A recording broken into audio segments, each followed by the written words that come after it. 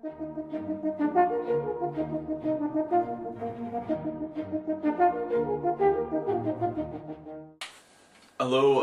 welcome. This is yes, artists conversing with artists. I'm Guy J. Jackson, and I'm in conversation with Nathan Penlington. Hello, I'm. Uh-oh. You need to turn it off if we're going to have Yes. artist on artist. Better check it out. See what I got here. I'm Nathan Penlington. I am the UK's only poet magician. One of the things about being an artist, I'll just mention this now, is that we're sort of always in demand. People sort of asking us to do things, generally for nothing, which will be a point we'll bring up. Yes. Yes, artist. Well, artist in conversation with artists. So, I'm Guy J. Jackson, and this is Nathan Penlington. And hello, I'm Nathan Penlington. I am the UK's only poet magician. And I'm Guy J. Jackson. I am a storyteller and writer and such like. Okay, so I wanted to go back to a question I asked earlier. What is your earliest memory of art? Of art. My earliest memory of art. Or earliest memory of writing a poem, say.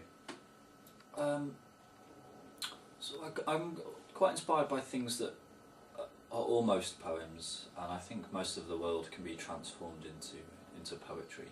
Mm-hmm. I think one of the earliest poems I remember that I was part of the process of would be a mark my mum had made on the door frame, just to measure my height.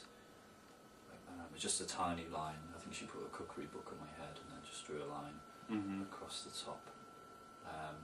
And then obviously over time there was more lines, one above each other as I grew taller, and I think I'd like to see that. You turned out quite tall, by the way. I started out very tall. Yeah. Or if we just stand up for the camera, be able to see, so you can just see to about here. So if you can imagine the rest of my height, and obviously when I first started out as a human, I was probably quite small. Mm-hmm. So I think that was really my first memory of art, of like a fluid creation almost, I think. Oh, because that involves myself. Like if you she was putting,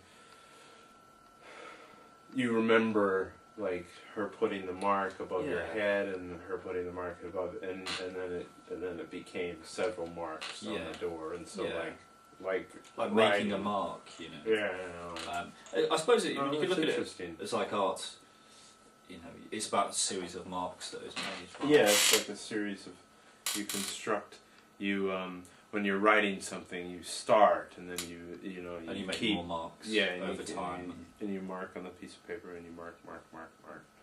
And gradually you have an entire short story, or an entire sculpture, or a poem, or an entire novel, or a painting.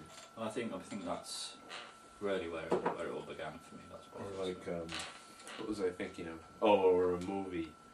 Yeah, and like exactly the same way as making. You just have to progress. So like everything in life, you have to do ant-sized bits. But anyway, I'm sorry, that's a bit off the subject. That was your earliest memory. Definitely. Of what makes a poem. Yeah. Is your mom's drawing it. That's interesting. What about you? I know you spoke before about Stephen King.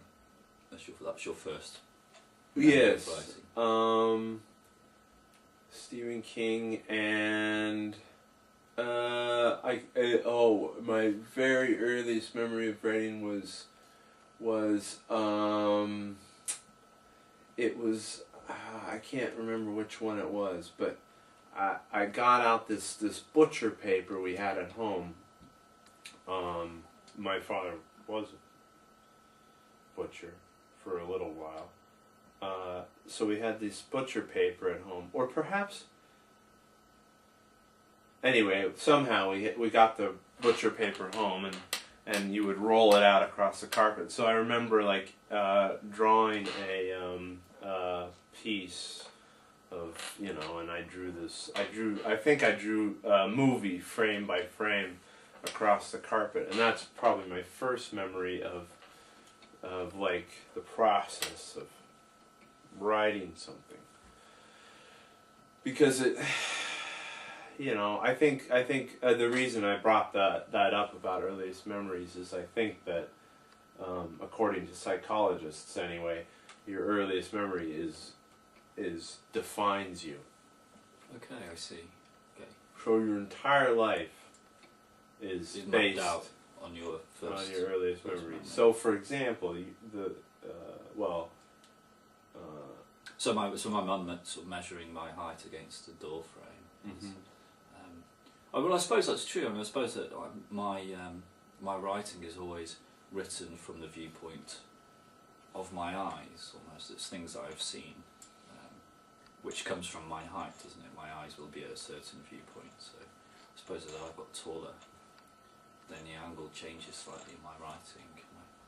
yeah. It's not that I'm looking down on smaller people, but just being able to observe, almost like a bird would flying over some things. Yeah. But obviously It's I'm not true. that tall.